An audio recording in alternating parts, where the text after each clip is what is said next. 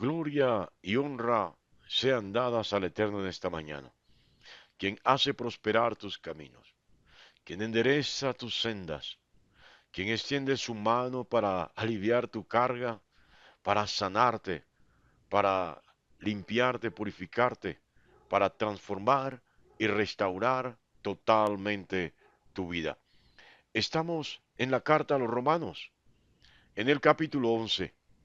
La palabra de Dios dice así: digo pues, ¿ha desechado Dios a su pueblo?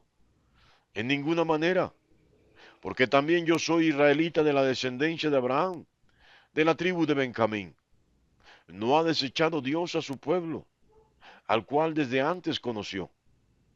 ¿O no sabéis qué dice de Elías la escritura, cómo invoca a Dios contra Israel, diciendo: Señor, a tus profetas han dado muerte y a sus altares han derribado, y solo yo he quedado y procuran matarme?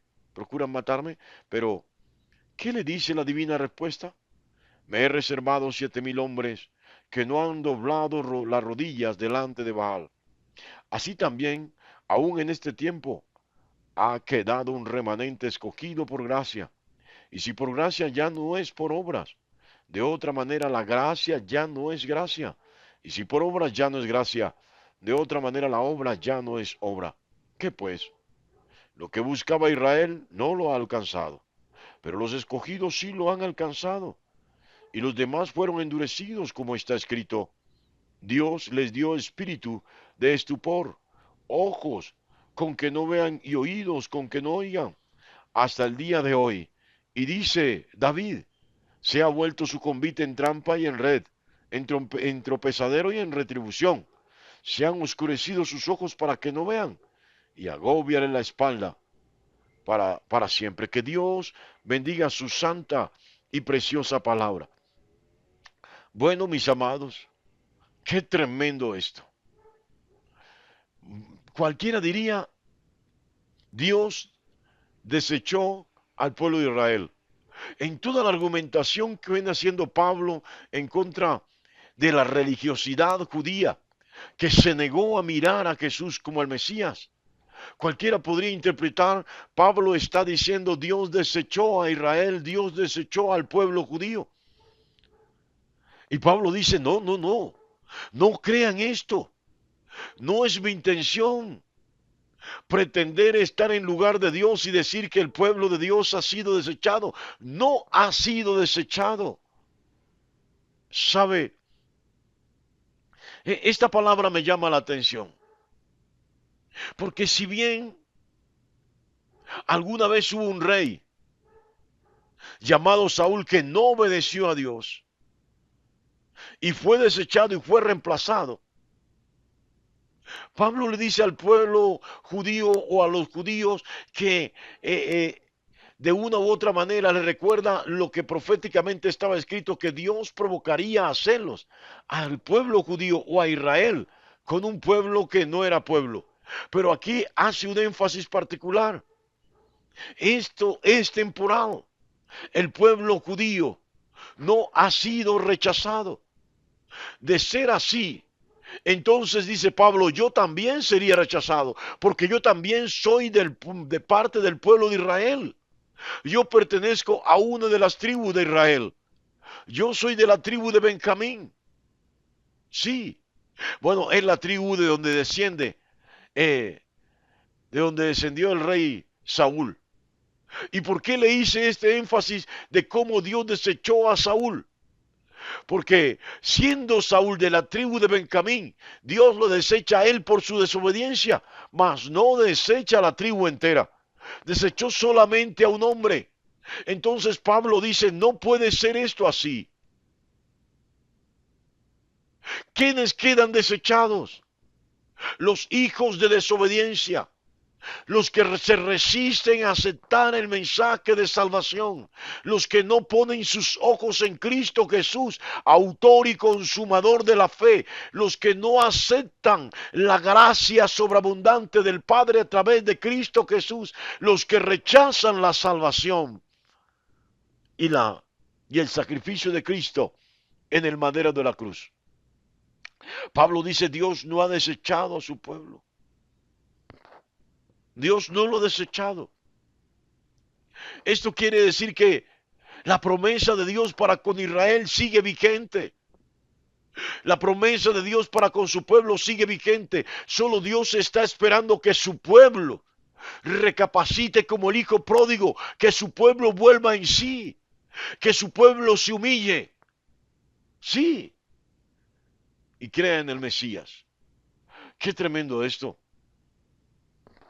Entonces Pablo, proponiendo la idea de que el pueblo de Israel no ha sido desechado, nos muestra Elías quien predicó en el reino del norte. Recuerde que Israel, después de la muerte de Salomón, cuando el hijo de Salomón, Roboam, gobernó, tomó el reino fue dividido en dos.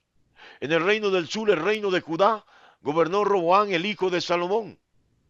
Pero en el reino del norte, gobernó Jeroboam, un general del ejército de Salomón.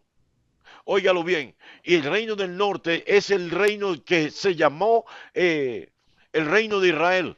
El reino del sur se le llamó el reino de Judá, el reino del sur, cuya capital era Jerusalén. Óigalo bien, y Elías profetizó en el reino del norte.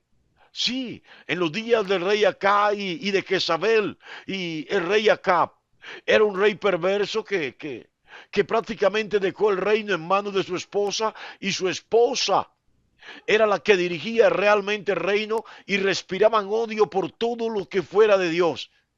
Hicieron sus ídolos, adoraron a los famosos santos. En ese tiempo se les llamaba Baales. Hicieron altares para todos ellos, constituyeron sacerdotes para sus Baales, y tenían profetas. Tenían más de 450 profetas. Sí, de ellos, de Jezabel y del rey Acab. Óigalo bien. Elías estaba escondido en una cueva porque Jezabel lo buscaba para matarlo. Y Elías estaba deseando la muerte. Quería que Dios lo matara, pero no quería que esa impía lo matara a él. Yo no sé si está comprendiendo esta historia, pero Elías llegó a un momento en que pensó que solamente él era el único que había creído, el único creyente que había sobrevivido a la matanza de los siervos, de los sacerdotes y profetas de Israel, del reino del norte. Elías creía que Jezabel había arrasado con todo. Y Elías dice: tengo un vivo celo por Jehová. Dice Elías: es que han matado a todos los siervos del Altísimo y solo yo he quedado. Y entonces la respuesta de Dios a través del ángel no se hace esperar. Óigalo bien. El ángel le dice: yo he reservado a 7,000 hombres, a 7,000 sacerdotes, a 7,000 personas en el reino que no se doblaron ante Jezabel, que no se humillaron ante Acab, que no se humillaron ante los ídolos, que no sirvieron a los ídolos, que no le rindieron sacrificio. ¿Qué quiere decir esto? Dice Pablo, que aunque toda la nación se extravió, aunque todo el pueblo no creyó en Dios, en medio del pueblo había un pequeño puñado, había un puñadito que todavía mantenía su fe intacta. Y esto es lo que está diciendo Pablo. Tal vez los muchos rechazaron. La estructura religiosa desechó y rechazó a Jesús como el Mesías. Los grupos religiosos no aceptaron a Jesús. Pero entre ellos hubo individuos, bueno, tal como el mismo Pablo, que creyó en el anuncio, que avivó su fe en Jesús. Óigalo bien, un remanente. Pablo dice: ha quedado un puñado, ha quedado un remanente en medio del pueblo judío que ha creído en Dios. Y esto es suficiente para mantener la llama viva. Y yo me voy a salir un poco de este contexto. Pero ¿cuántos hay en tu casa que han creído? Si todos han creído, gloria a Dios. Ese fuego está encendido. Pero si solo tú has creído, si solo tú y tu esposa o solo tú y tu esposo están firmes en la palabra, gloria a Dios porque todavía hay esperanza. Porque todavía esa llama titila. Porque todavía esa llama está encendida. Óyelo bien, esto quiere decir de que Dios no ha desechado tu familia, no ha desechado tu hogar, no ha desechado tu casa. Lo único que tienes que hacer es perseverar y no apartarte del remanente, de ese puñado selecto que mantiene todavía su fe en el Dios Todopoderoso. Óigalo bien, Pablo dice que aunque los muchos endurecieron sus corazones, aunque los muchos no quisieron creer, por ese pequeño puñado, por ese pequeño remanente, la gracia sigue vigente y activa para con el pueblo. Ahora aplícalo a tu vida, aplícalo a tu familia. Sí, por esa fe tuya, el don de Dios, la misericordia, el amor, la gracia de nuestro Señor Jesucristo, todavía está activa, sigue vigente en favor tuyo y de los tuyos. No dejes de creer. No pierdas la fuerza, no pierdas el vigor, no pierdas la esperanza. Aunque los muchos sean endurecidos, aunque los vecinos, conocidos, amigos, no quieran ver y tengan sus ojos ciegos para no entender el don de Dios y sus corazones estén envilecidos.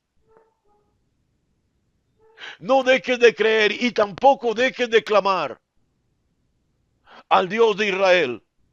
Óyelo bien. Aún más, Pablo toma la palabra del Salmo 69 y dice que David había hablado sobre esto. Dice, se ha vuelto su convite en trampa y en red, en tropezadero y en retribución. Se han oscurecido sus ojos para que no vean y agóbiales la espalda para siempre. No dejes que se enderezcan. No dejen que caminen erguidos. Esto es para los que rechazan el Evangelio. Esto es para los que rechazan a Jesús. Esto es para los que se sumergen en la idolatría. Esto es para los que adoran a los muñequitos. Esto es para los que no ponen sus ojos, su mirada en Cristo Jesús, autor y consumador de la fe. Dice Pablo que el rey David lo anunció en el Salmo 69. Que en su propia trampa caigan. Que en su propia enredadera queden atrapados, enredados. Sí, óyelo bien. Que en el tropiezo que colocaron para otros, que el mal que desearon para otros, sea el tropezadero de ellos. Y esta es una invitación a que no endurezcas tu corazón, a que le creas al Señor, a que pongas tus ojos en Él y a que no seas estorbo para la fe de nadie. Porque siendo estorbo para la fe del creyente en Cristo Jesús, vas a tropezar, vas a quedar enredado, atado, liado. Tu corazón se va a envilecer, se va a embrutecer, se va a entorpecer. Sí, mi amado, mientras haya alguien que crea en tu casa, esto quiere decir de que Dios no te ha desechado. Tal vez te frustres al ver que solo tú crees, que solo tú como hijo crees y que tus padres no creen, que solo tú como esposa crees, que solo tú y tu esposa creen y que los demás no creen, y entonces te frustra esto. Puedes cambiar, empezar a orar diferente. Señor, quita la venda de los ojos de ellos. Señor, No permitas que su corazón se endurezca. Ablanda el corazón de ellos. Puedes clamarle a Dios en esta mañana. Dales corazón sensibles a tu palabra, a tu voz. Arranca de ellos el corazón de piedra. Puedes decírselo al Señor. No dejes que la llama se apague. Dile al Señor, aviva esta llama, no solamente en mí, sino en toda mi casa. Que no sea simplemente una llama, sino que sea ese fuego ardiente que demuestra, que evidencia la pasión por el Evangelio de Jesús. Dios te bendiga grandemente en esta maravillosa y preciosa mañana.